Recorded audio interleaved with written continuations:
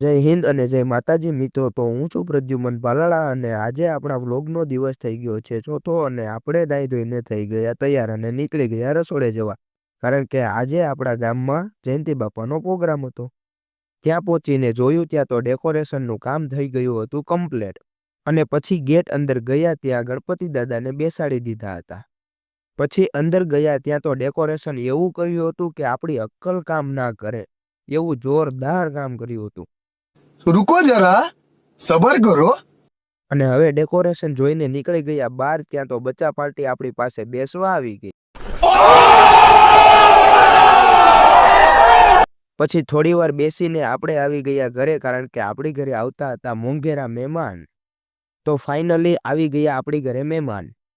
પછી મારા ભાઈના ઘરે જયંતિ બાપા આવતા હતા એટલે પધરામણી માટે ડેકોરેશન કરવાનું હતું એટલે આપણે પહોંચી ગયા ભાઈના ઘરે। પછી આપણે ડેકોરેશનનું કામ પતાવીને જયંતિ બાપાની રાહ જોતા હતા।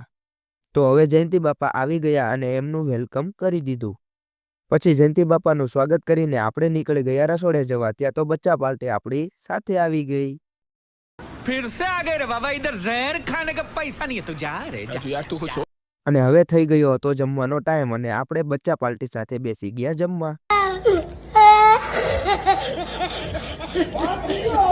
જમીને આપણે થોડી વાર સૂઈ ગયા હતા અને હવે પાછા આવી ગયા આપણે રસોડે અને ત્યાં જઈને જોયું ત્યાં તો આંધણ ચડી ગયા હતા ચૂલે। પછી કાઉન્ટર ગોઠવવાનો ટાઈમ થઈ ગયો હતો એટલે આપણે કાઉન્ટર ગોઠવાવી દીધું અને કાઉન્ટર ગોઠવીને આપણે કરી દીધું પીરસવાનું ચાલુ। તો આ હતો આપણો ચોથા દિવસનો લાઈફસ્ટાઈલ વ્લોગ। તો મિત્રો તમને આ વ્લોગ ગમ્યો હોય તો લાઈક, કમેન્ટ અને સબસ્ક્રાઈબ કરતા જજો। Thank you.